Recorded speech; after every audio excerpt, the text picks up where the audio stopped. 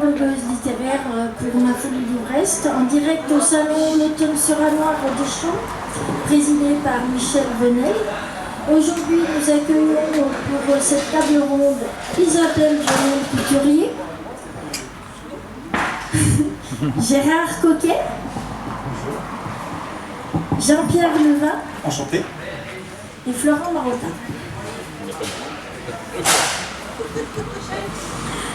Donc Gérard, tu as sorti Le Beaumien chez M+ Édition, enfin c'est Postman, quoi, excuse-moi. Est-ce que tu pourrais nous en parler un petit peu? Oui, Le Beaumien, c'est le troisième roman que j'écris avec Yann Manouk. On a décidé d'écrire ensemble parce qu'on partage la même façon de voir les choses. Et on a voulu, en écrivant ensemble, sortir de notre zone de confort, qui est plutôt Poland, en décidant d'écrire chaque fois dans un registre différent.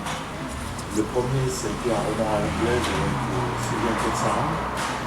Le deuxième, c'était un roman d'aventure avec Outaouais, l'historique et l'aventure.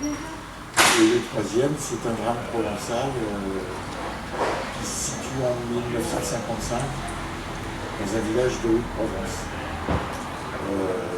L'idée, c'est de se remettre en question à chaque fois.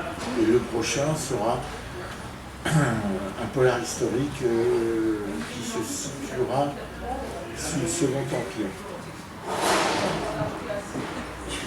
D'accord. Je te remercie, Gérard. Et ton prochain, il sortirait. Tu as une idée quand il sortirait? Le prochain Page Command sortira, je pense, en fin 2025. Fin 2025. Donc soyez au rendez-vous. Oui, enfin, si vous voulez. si, je vous... Voilà. Je te remercie beaucoup, Pas de Gérard. problème. Jean-Pierre Levin. Donc, vous avez écrit Meurtre au scalpel aux éditions du Livre du Rêve. Je vais vous poser une question. Est-ce que c'est de résumer en fait ce livre? oui. Alors, déjà, il s'agit d'une série lyonnaise dans laquelle la ville est pratiquement un personnage.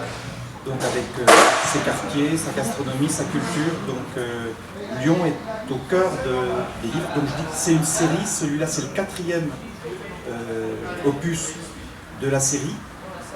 Les 3 premiers sont épuisés. Ressortiront en poche l'année prochaine, chez la même éditrice. Le 5e sortira, qui clôturera la série, sortira en avril prochain. Donc c'est un petit peu compliqué de résumer le livre. J'allais dire,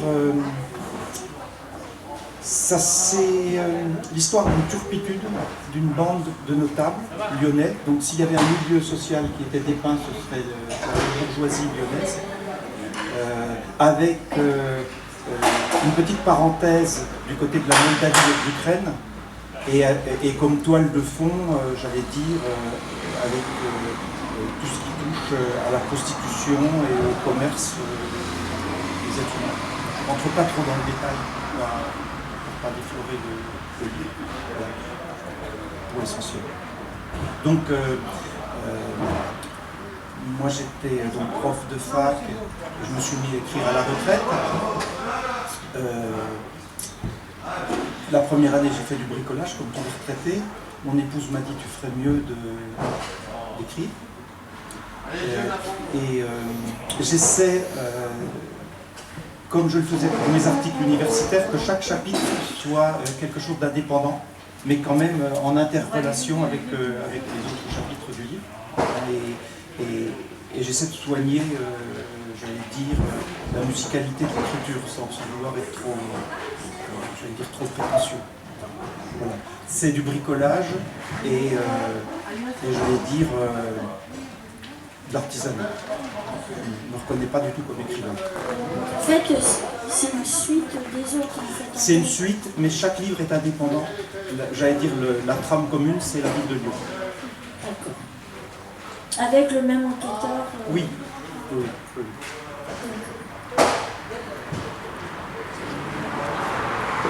C'est un peu une réplique. Je suis sympa quand même. Comment? Je suis sympa quand même, je laisse Ouais, elle est sur le grille.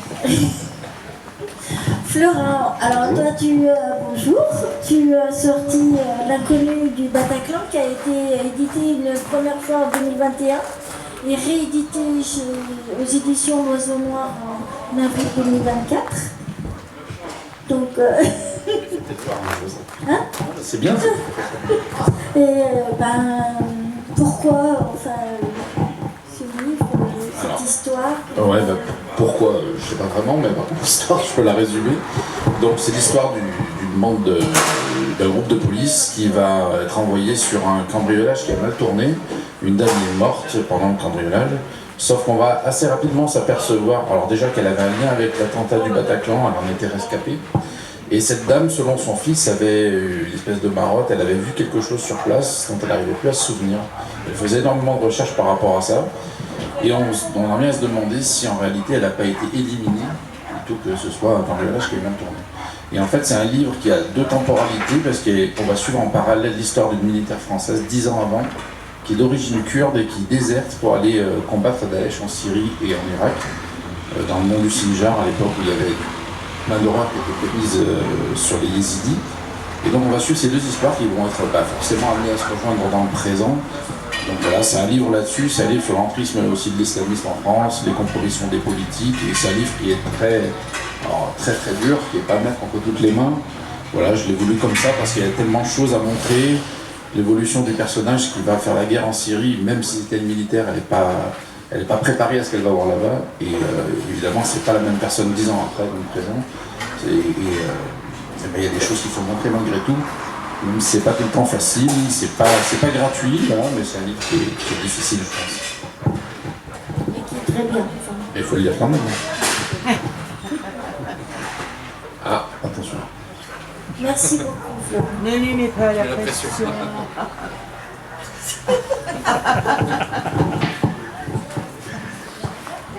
Je vais aller doucement. Bonjour Isabelle. Donc voilà, tu as sorti, déjà avant de piéger, tu avais sorti 2 nouvelles, voilà, qui ont très bien marché. Et tu as sorti Piégé, et je voulais savoir pourquoi en fait cette histoire, est-ce que tu es allé sur place pour créer l'histoire? C'est suite à une nuit au château de Montségur, dans une chambre d'hôte, où j'avais envie d'en parler, et on a... l'histoire, c'est d'une jeune femme qui découvre une lettre dans cette chambre d'hôte et elle pense que c'est une lettre qui lui semble un peu compliquée à décrypter, et finalement cette lettre va occasionner la disparition de deux jeunes femmes, et c'est leur ami Stéphane qui va se mettre en quête d'elle, donc il va aller à Montségur, et après ensuite il va trouver les disparitions vont trouver leur c'est compliqué. Ça va rebondir l'enquête ici au salon du Déchaud. Et puis voilà, quoi. Je voulais mettre en avant le salon du Déchaud parce que je trouve que c'est quelque chose de formidable qui a été créé par Michel Venel. Et je voulais le mettre en avant dans un livre, voilà, pour lui rendre hommage. Et puis, donc après, l'histoire passe par le Déchaud et par ailleurs, vers la Belgique, pour trouver son aboutissement. Je te remercie. Il y a des questions? Non, ça va. Et tu as un projet de livre prochainement? Toujours, il y en a trop. Non, mais j'en ai. Alors, en fait, on a souvent l'impression qu'on écrit vite ou quoi que ce soit, mais il y a des années où je n'ai pas publié, donc j'ai des livres qui se sont accumulés. Les livres non publiés qui se sont accumulés, mais pour faire simple, normalement, mais rien n'est signé encore, mais normalement, début d'année prochaine, il va y avoir un nouveau thriller. Bon, j'écris aussi de la fantaisie, mais ça n'a rien à voir, ça va sortir jusqu'en 2026. Et bon, là, j'en suis en train d'écrire un autre qui. On verra ce que ça va donner, mais pas avant 2026, là, du coup. Et vous, Madame Venel, vous avez un nouveau livre? Oui, il y en a un qui est en construction et qui sortira dans 1 an ou 2. Et tu peux nous en parler? Oui, c'est tout à fait un autre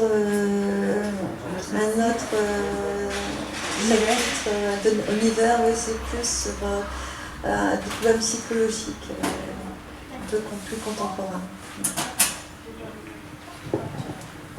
Merci. Eh ben, en tout cas, on vous remercie pour ces réponses à mes questions. Et puis, bonne continuation à tous. Merci. À bientôt.